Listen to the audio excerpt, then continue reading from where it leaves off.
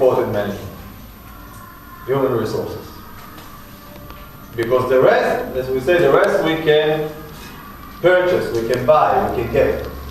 The knowledge and the right people, that's what makes the difference.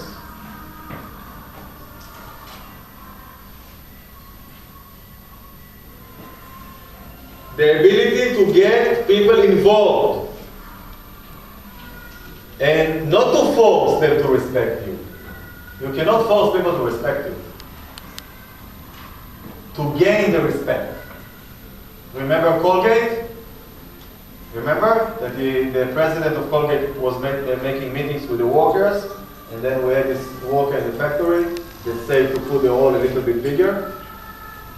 It's not only a great idea, it's also make the workers involved. Remember Hilton that dedicate one day of a week to work with each one of his hotels. This way, he gains the respect. He also learns, he teaches them, and gets a lot of respect from them. And a leader must get the respect. Must. Otherwise, they're not going to follow you.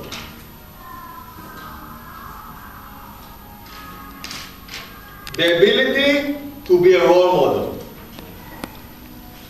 To set a good example. Like Hilton. Not only talking about good service, getting people involved, but actually doing it himself.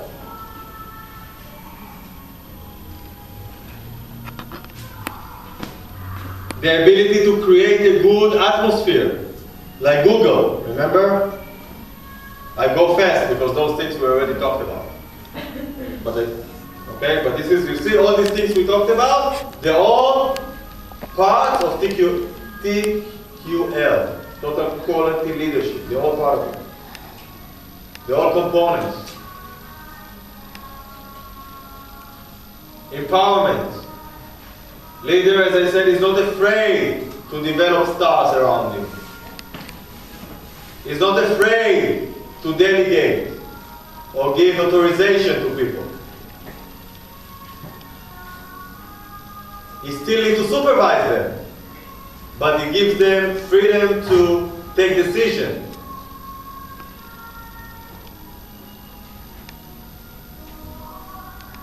I'm not going to go over it. Incentives, the same.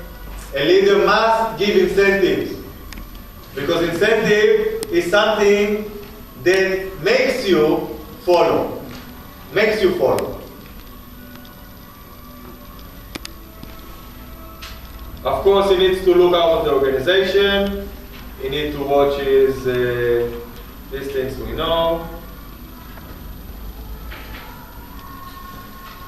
A leadership also needs to make a competitive advantage on the others. Right? Remember the episode of The Apprentice? Remember the episode with The Apprentice when we had the rickshaw? Remember the rickshaw? So one was a leader. He developed competitive advantage. One was focusing only like everyone else. Bill is a leader. He was looking for competitive advantage. And his competitive advantage was to get advertising. To use the rickshaws for advertising. This shows not only creativity, it shows leadership. And he also was able to convince. It's not enough to decide. I can decide, but he was also able to convince these companies to pay for this advertising and to go for it. So it means it's not only the idea, also the execution of the ideas. It's part of leadership. Should cover all areas. Remember SWOT. Leader always make a SWOT, because they need to check his threats and the opportunities for each of his decisions. Leader use public relation. Leaders has knowledge of other cultures, of course, needs to be very familiar, very open-minded, and we talked about it already. use flexible management, right? Remember, according to the customer needs, according to the situation. Everybody is familiar? This is going to be on the test. This is going to be on the test. I'm going to ask you, what is flexible management? You need to write it down. And give me an example. The new survey.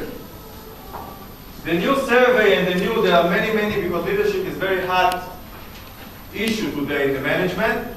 So Harvard, Columbia, MIT conducted new researches about leadership. What did they do? They did a very difficult job. They were interviewing all the big organization leaders, the CEO, the executives, and asked them.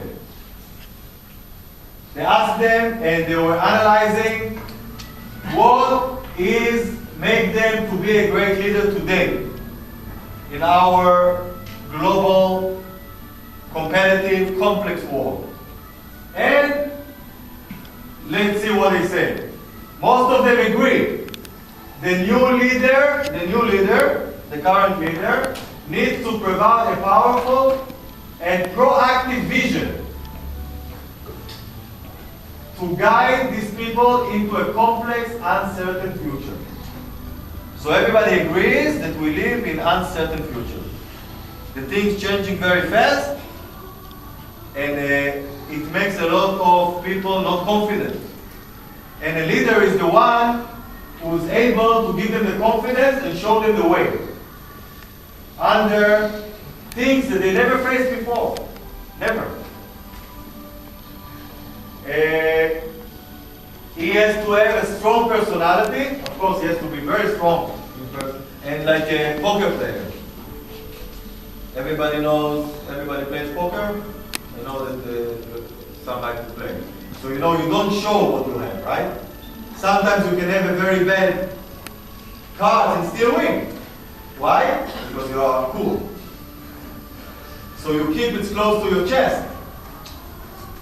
But you're able to, this is a good winner. What is a good winner there in the poker? Is the one who's able to make someone think that he has something.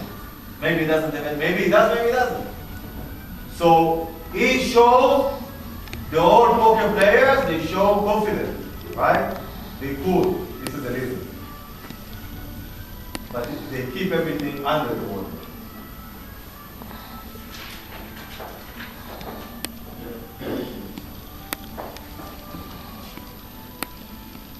The research also shows that leadership in the current world has to do more and more with the human resources factor.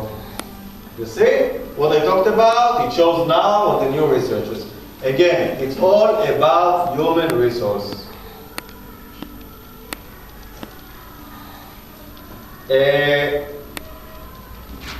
Then, since they found that the human resource is the main issue, so they were conducting more researches about human resources and how to develop the right skills to be good leaders. And let's see what are the results. The first thing, since when we come to organization, right? When we come to organization, people not coming to organization because they're friends. You come to class not because you're a friend. Why you are here? To get some goal, right? To get knowledge, to get your degree. Maybe you can get to be friends here, but this is not the main thing.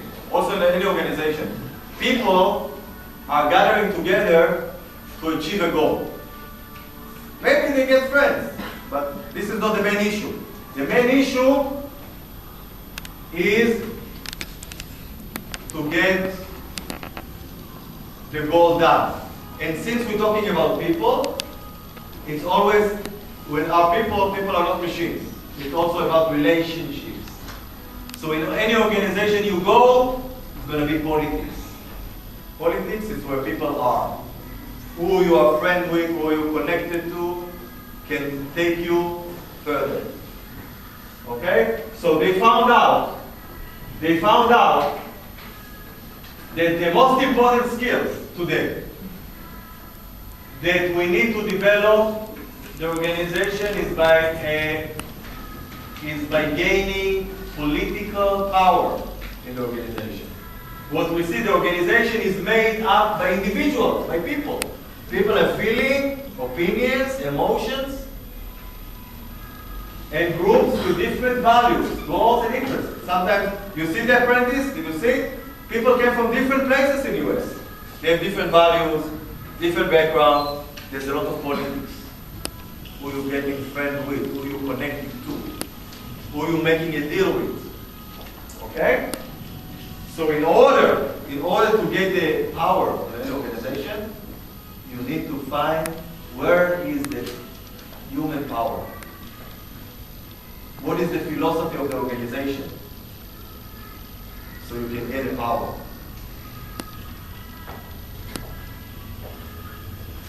And this is a positive power, it's not a negative power.